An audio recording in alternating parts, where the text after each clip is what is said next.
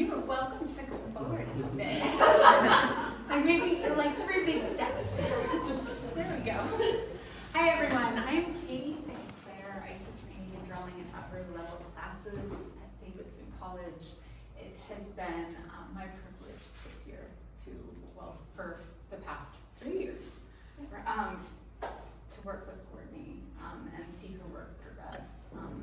It's been quite remarkable. We started together in painting, and there were so many things that Courtney wanted, and I could see that want, and that want hasn't gone away. But the confidence with which Courtney wants now, and the directness with which she asks things for materials and ideas, has moved beyond anything I could have imagined. So I'm very proud of you. We get to spend a lot of time with really wonderful students at Davidson, and become kind of like family. And it's really a special pleasure to introduce Courtney and her work to you all, especially because we've had an independent study this semester. And so weekly we've been able to talk through a lot of ideas and meaning and purposefulness within her work. So I'm really excited. And I won't get too emotional, but I'm going to pass the stage over. Thank you very much.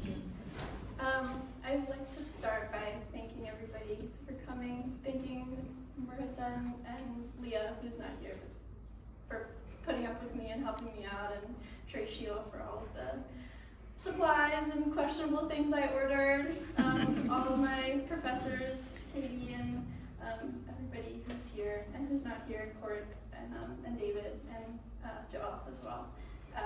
And my family, both of you guys, and my grandmother back there who got me my sewing machine. So most of this wouldn't be possible without her.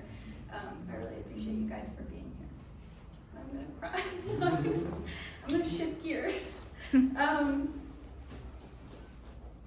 I called my show Onion Lover because I love trash and discard and waste, and I have for a really long time. As a kid, I used to dig through the recycle bin and build all these little sculptures. And it was something I really loved to do. And it's only kind of become more of an extreme habit here. Any peek in my studio, you can see all the trash and all of the cloth scraps and everything. And I've even started seeking out the scraps, these onion skins from Kindred. Shout out. Sending me all of their scraps. I understand a lot of my work through materiality, and the first material that I got into was these natural dyes. So most of the stuff here, it's a little bit of oil paint and some of the earlier stuff, but for the most part it's all natural dyes. Beet and onion skin were my first ones, and I was told that onion skin makes this really beautiful gold dye, which you can see here by Katie, and I started by going to Harris Teeter every week and just kind of sweeping out the onion skins from their little shelf. Before it occurred to me that I do work at a restaurant. Onion skins there, and I do have access to that. So I got a ton of them, and I started making dye, and the beets were a little tougher for me because I was just buying them, and I had a really hard time with the idea that I was just boiling the beets and not using the beets. I don't really like beets, so I just think it's a great color. So I ended up with all these dried beet stems and just these like bowls of beets that I boiled. I tried to eat some. I didn't like do it for flavor, so it was just kind of a rough moment. And I honestly had this whole stockpile of beets, and they just started to rot. And I sort of ignored it for a long time. Definitely a smell happening in the studio. I'm sure those who shared it with me noticed. And over the summer break, I sealed everything up and I shoved it under my bed, which is another habit that I'm sure my parents can attest to. I used to have these little cups of tea and everything just kind of sitting in my room, or like a Tupperware that I took to school and then felt bad that I didn't finish, so I just kind of shoved it somewhere and didn't want to think about it. And as I got older, I did that some more, and it had a lot to do with not having the greatest mental health and letting that kind of stuff build up. It was a little weightier. There was a lot of like feeling very guilty about wasting things, and I found a way to use it, which has been really wonderful for me. I started opening that box at the beginning of the semester. I could smell the familiar smell, and I tested some things, and I did say I was just going to use the stuff that was safe to use, and I maybe used all of it, and I apologize for my lies. I found that the colors had changed in really ways I couldn't have imagined, and the beads themselves that I left the solids in there had become this really horrible mush, and I was able to create this texture that I've been kind of chasing since then, by just hammering it into the cloth and covering it with various scraps of lace that I had from other projects. And I just used all of this old rotten dye to make this piece that became the start, I guess, of my whole thing. I learned I could intentionally cover things up and spray things and keep things wet. And they would grow this wonderful mold that I was doing on purpose for once, which was very exciting. And all the while I was doing these very like small, repetitive things, kind of a ritual of craft is how I looked at it. I was collecting my own personal discard, nothing too gross, just my hair. Cut it all off, and I collected it from the shower, and I got donations from the wonderful Callie and Andia, who's maybe not here today, but I was able to spin all of this hair. I collected all of these little twigs off of the ground kind of everywhere I went. It became kind of my obsession. It's kind of all I did. And I would make them into these bobbins. I made a little drop spindle so I could spin everything that I could find. And I started learning to make bobbin lace, and it became this like very therapeutic and soothing process for me. And it was like the thing that I could do to get into everything else I was going to do, like anything I had to do that I didn't want to do. I could just do this, and it would calm me down and be like an easy thing to do. And then I could do stuff that was, you know, more abstract or more frightening, and it was very, very good for me. So I have this combination of my body being very much in the work because it's what's making the work, but also it's physically in there, which was a big goal of mine. And then I also, all of this time I'm doing craft, and I'm thinking about all of the people in my family who have put in so much work and labor to get me where I am. And I was thinking about like the labor that's traditionally more like women's labor, cooking and crafts and sewing and stuff like that, and I found myself doing a lot of those same things, which made me feel very connected. And I fell in love with this quilt that I found that was made by my grandma's grandma for her, and it was like in our attic, really gross and kind of torn up, and I cleaned it. It became my school bedding when I went off to school.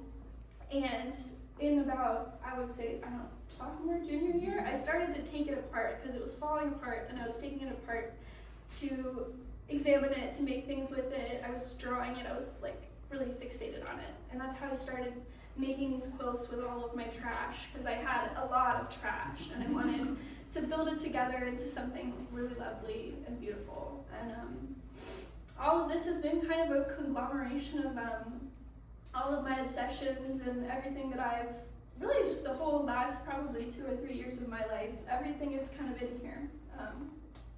And that's it. That's all of it.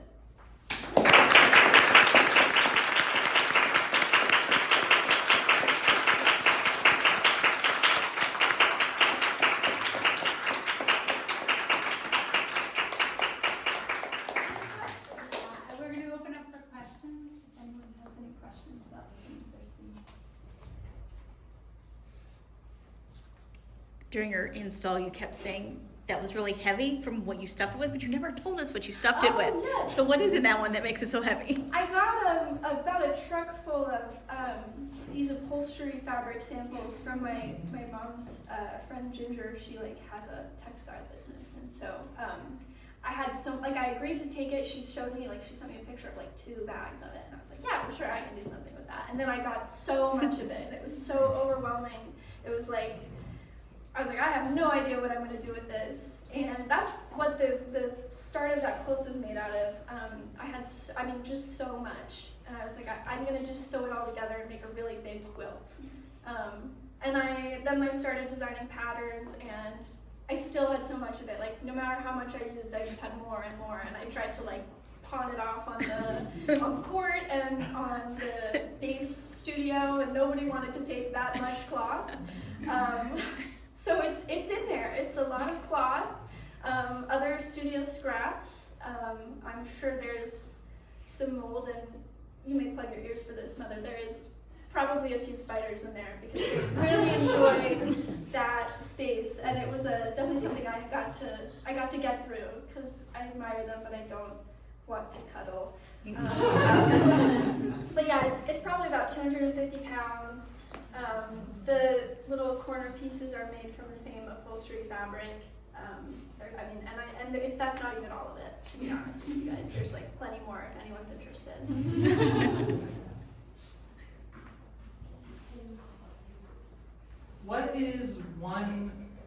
What is the next medium you see yourself really wanting to use after this? Like other pieces of Refuge, the things that you weren't able to use that you want to experiment with? Yeah, I think I probably want to get more into foraging. I did a little bit with some of the dyes that I used. So for the most part, it was beets and onion skins. Those were the 2 big guys. But I have pokeberries on this one that I found just kind of, what is it called? The lodge place. Yes, yeah. And I got all of those. I have, there's a lot of coffee and tea. It became a really, really good place for me to throw the stuff I wasn't going to drink, and it made me feel much better about it. But I would like to get more into foraging and learning more about dyes and the more technical aspects of it. And then probably still trash. I'm really into the textiles. Yeah. I've just kind of followed what I want to do. You're talking about waste and feeling guilty around waste and using waste. Do you think maybe some of that perspective is influenced by, there does seem to be a lot of waste on a societal level in the clothing we wear and the plastic we use. Do you think that was all connected? Oh, certainly, definitely. There are a lot of things that I have. I could talk about it forever. I think with clothes, it's a big one. With textiles, we just buy things and then kind of just use them once and throw them away, and I find that to be really disturbing. And I try really hard not to, because you can make clothes with other fabrics that you get from other things. There's so many options, and I did also learn that the school doesn't recycle, and that really bummed me out because there's recycle bins everywhere, but they're not for recycling, and I find that to be super bonkers. But it's like not, economically like the right move, which I think is crazy. But yeah, I also just like, you can donate your clothes and do all that stuff, but a lot of that fabric still ends up in landfills and stuff like that. It doesn't all go to the places that you want it to go. So even if you think, well, I can buy a bunch of new stuff and then send it away, there's like so much more that goes into it, and I find that to be, huge part of it. Since I assume you can't control decay, even though you tried your best, or maybe didn't even, I'm wondering about what are your thoughts on the stasis in your work and the fact that it's never truly complete because the processes, the vegetation will never stop decaying? Well, to the gallerists, I would say everything in here is dead. There's no It's similar with the dyes, actually. I didn't do any mortaring or anything like that. I mean, I used some iron water in some of these pieces to change the color a little bit, but I never did anything to make sure the dyes would stay. So a lot of these pieces will probably look very different a couple of years from now. I'm sure you could seal them in some kind of way, but for me, the fact that they're so fragile and the fact that they're always changing is, I think it's kind of lovely. I think it is reflective of, I don't know, the process of how these things go. You eat it and then it fertilizes, and that's just kind of its own little ecosystem, I like to think. I wanted to share just a thought and invite you if you want to talk about it, that'd be great. I'm just, there's such a beautiful dialogue in your work between this and the craft work of the 1970s, especially feminism, which has also had a resurgence in the 2000s. And I think the piece that I resonate so much with is that work was, especially from the 70s, made by, as you were talking about, communities of women and showing value for things that institutions had devalued, Yeah. consistently devalued. And I think there's a beautiful kind of gifts that you're giving to your materials, and those materials, by extension, human networks, that I see, and I think it's a very beautiful and lyrical gift. And if you want to talk about giving value to the overlooked, to the unrecognized, Yeah. I invite you to. I would love to. I think maybe in less of a material sense, that's probably another one of my goals. There's a lot of weaving guilds and lace making guilds and stuff in the area that I'd love to be involved in. The community nature of it is so, it's very palpable, and it's very, I think it's really lovely. It's not something I've ever really I've been in communities, of course, but not craft communities. It's been a very solitary thing for me, and I think that expansion is really wonderful. I also think it's really great that it's becoming a more recognized thing and people are getting more into it. I mean, I don't know that I would have thought. In fact, the first things that I made were those little cloth pieces outside, and I made them just because I was doing that anyway, and I didn't have anything to bring to sculpture that day, so I brought it in, and Court was like, "This is the best thing you've ever done." And so I think being recognized and like being able to realize that the thing that I wanted to do was art in its own way, I think is really awesome, and I'd love to like spread that to more people who do these kinds of things anyway and don't really look at it like that. I think leading off of that, there's so much tradition of crafts in the mountains, and it makes me think about the flower structures that you've been playing with in your works, and I wondered if you wanted to share at all about those with the group. Yeah, so the two flower structures that are in the quilts that I display here are dogwood and bloodroot, and I really wanted them to sort of kind of lock in the space. So dogwood is the flower, the state flower of North Carolina, and it in some cultures represents like strength, resilience, kind of purity in an odd way. But it is a really interesting plant, and it is ironic because it's dying out right now. There's a fungus, and it comes on like it looks a lot like the spots on that thing. It starts with dark spots and then it kills the plant, which is really interesting to me. There's also medical reasons to use dogwood in traditional medicine. That's something I've been really thinking about. I don't know enough about it probably to speak on it fully, but I do know that dogwood, the berries are very bitter and can be used as a digestive, and also the bark has been used as like a fever reducer. It's known as the poor man's quinine, but we don't have a lot of malaria here, so it's less popular. But I have this like life-giving plant in a way that is dying out, and then the bloodroot is it's a toxic plant. It's also really beautiful. The roots are used for dyes and everything. It's a white flower, but the roots are like blood red, which is really, I think, really cool. But it is incredibly toxic. You can use it as a medic, which is the thing that makes you throw up if you've eaten something poisonous. But after that, it's mostly just bad for you. It can cause skin rashes and things like that. And I wanted to think about like how those interplay. But I'm just touching the surface of that traditional medicine idea, so I think probably more research will follow. Yeah. Just out of curiosity, like how would, if you had to estimate how many like hours of this all like accumulated into like each separate piece and like general, or like a general estimate, what would the number be? Just out of curiosity. It would be high. We do studio logs for some of the classes, so I can give you like a weekly estimate, I guess. There's more stuff that comes out of it, but probably, I don't know, like anywhere in the 14 to 20 hours a week probably is what I've been doing, which is potentially more than the recommended. I do live here, I like to say. It's very nice that I have my own studio, because otherwise I'd be really encroaching on everyone else's space. Yeah, a lot of time, yeah. I was seeing 25 Oh, okay, hours, I yeah. think, a week in junior capstone for one course. And I was like, Courtney, back it up. Like, we're gonna get sick. Like, this is too much. But she was gonna let you know. Yeah. I'm gonna have to cut us off today. We've had lots of lovely questions. Thank you all for coming out. It means so much. And thank you, Courtney, for all your work.